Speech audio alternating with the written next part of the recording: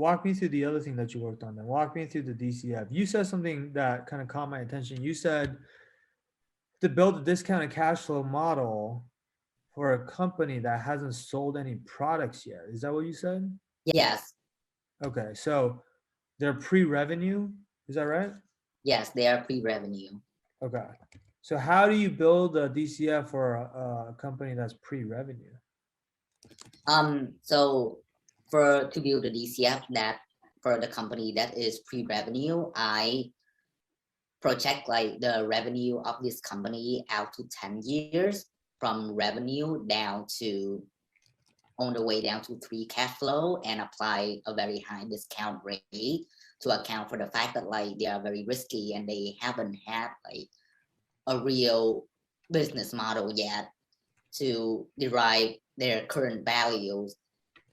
And the revenues for this company currently is, like non-existent, but because this company have strategic plans and strategic decisions, we look at, equity research reports of comparable companies to see how much units it will sell in the future and how many retail stores it will reach within 10 years to, derive the current value of the company. Okay, you're saying these equity research reports told you how many units this company will sell or how many units their comparable companies will sell? Yeah, how many units comparable companies would sell like during the founding stage.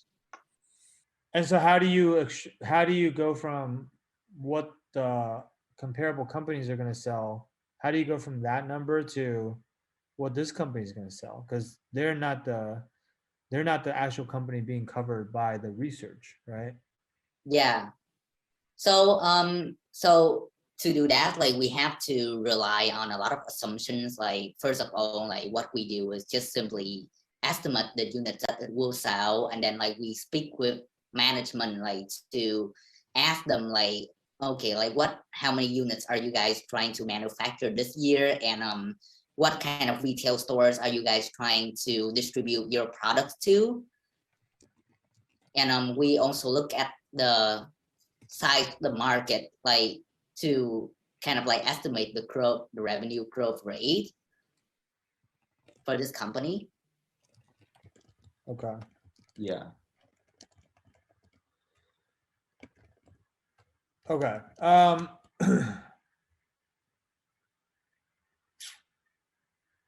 So I think I would answer this question slightly differently because when I asked you like, okay, so how do you build a DCF for a company that's pre-revenue?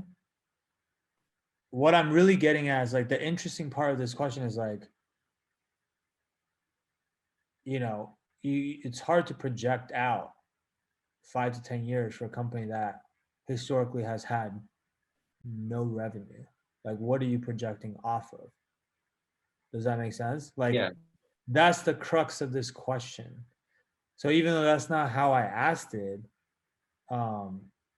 sometimes you have to be able to infer what it is that the interviewer is really getting at, right?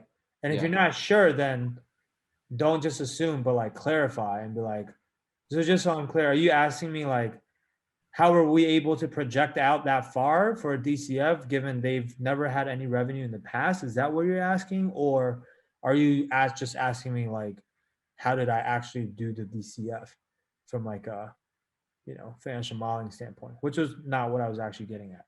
Right. Yeah. So that's the first thing. And I say that because you started out by saying, okay, so I project the revenue of this company out to 10 years from revenue down to free cash flow, and I apply a discount rate. And it's like, you were kind of telling me the steps to a DCF, right? Which would be fine if I asked you like, okay, walk me through how you do a DCF, but that's not what I really asked, right? Yes. So I would like skip that, but I would just say, once you clarified what he's really asking, let's say it's the fact that, well, they don't have any revenue, so how can you do a DCF? Then I would say, well, you're right, it was a more difficult company to do a DCF for, versus like maybe a large mature public company that has a lot of coverage on the equity research side. But what we did to, and I think that's also what made this project really interesting for me because it was such a great learning experience. But what we did to basically adjust for that is, these three things. One, we had to triangulate it. So we first started off by, talking to management and just like learning more about their plan for the year, right? And how many, like, that's like things like how many units are they trying to manufacture? What kind of retail stores are they trying to distribute their products to? Just asking those types of questions so that we can actually do a bottoms up build for revenue, right? Second thing we did, in addition to just talking to management, is we also looked at the rest of the market, right? We pulled equity research report. We looked at the rest. We looked at other comparable companies in the space and how much they're selling. We looked at the overall size of the market. We looked at how quickly the market's growing, and then we made some assumptions about this company's market share within that market and whether they're gaining share or they're losing share or whatever. Like that's more of a tops down approach, right? Yeah. So if I know the company's going to be $100 million and I know we're going to be 10% of the market, that means should be able to sell $10 million, right? And if I say like the market stays the same next year, still $100 million, but I'm gaining share, and next year I'm up to 15% of the market, then next year I should do 15 million, right? So it's like that's more of a tops down approach to projecting revenue, right? And then so now I've done a bottoms up, I've done a tops down, and then like again, just like I said, because it's good to do things in sets of threes. Maybe the third thing you did is like, and the last thing that we really had to do for this DCF is we used a very high discount rate because it's just such a risky business. It doesn't have a track record. They don't even barely have a business model yet. And so that was the third adjustment that we made to make sure that we got to a value that was conservative enough. And so if you do it that way, then like, I just gave you 3 reasons and then maybe add a concluding sentence like, and so that was how we approached the DCF for this pre-revenue company. Yeah.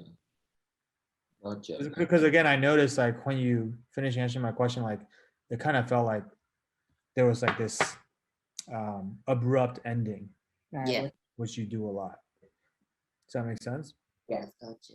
Thank you. Hey there, I hope you enjoyed this video. If you're looking for more customized advice that's tailored for your specific situation, then I invite you to book a free strategy session with our team at the link below. We'll talk to you soon.